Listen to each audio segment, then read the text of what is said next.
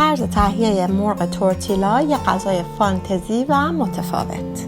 مواد لازم: سینه مرغ 2 عدد، چیپس ذرت و یا همون چیپس تورتیلا 1 بسته، سس باربیکیو به میزان دلخواه، زردچوبه 1/2 قاشق چایخوری، پودر فلفل سیاه 1/2 قاشق چایخوری و نمک به میزان لازم. ابتدا سینه مرغ رو به صورت مکعبی خرد بکنید.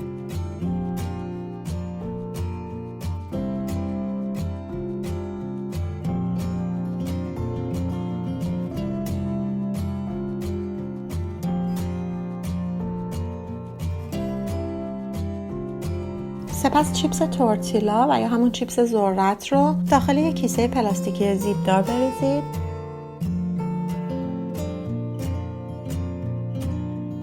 هوای کیسه پلاستیکی رو بگیرید و زیپ کیسه پلاستیکی رو ببندید و با دستتون شروع به خرد کردن چیپس های تورتیلا بکنید.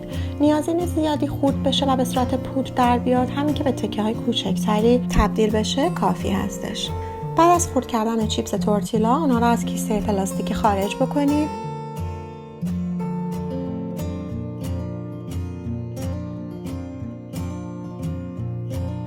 در یک کاسه مرغ خرد شده رو اضافه بکنید.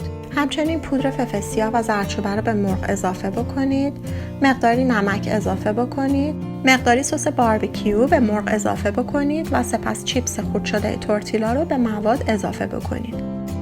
مواد رو با قاشق کاملا هم بزنید تا تمام مواد به خورد هم برن و کاملا با هم میکس بشن. سپس در یک شیرجوش تا نصفه روغن رو اضافه بکنید و اجازه بدید زیر حرارت بالا روغن کاملا داغ بشه. بعد از اینکه روغن کاملا داغ شد، از مرغ تورتیلا داخل روغن ریخته و اجازه بدید کاملا سرخ و طلایی بشن.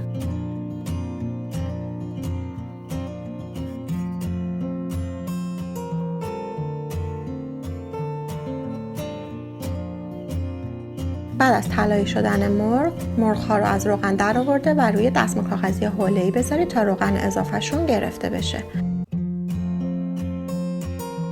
به همین منوال تمام مرغ‌ها رو طلایی کنید و سرخ کنید. چیپس تورتیلا آماده سرو هستش. میتونید با سس کچاپ، باربیکیو و یا هر سس دیگه‌ای که دوست دارید سرو بکنید. به عنوان یک پیش غذا یا غذای اصلی میتونید ازش لذت ببرید.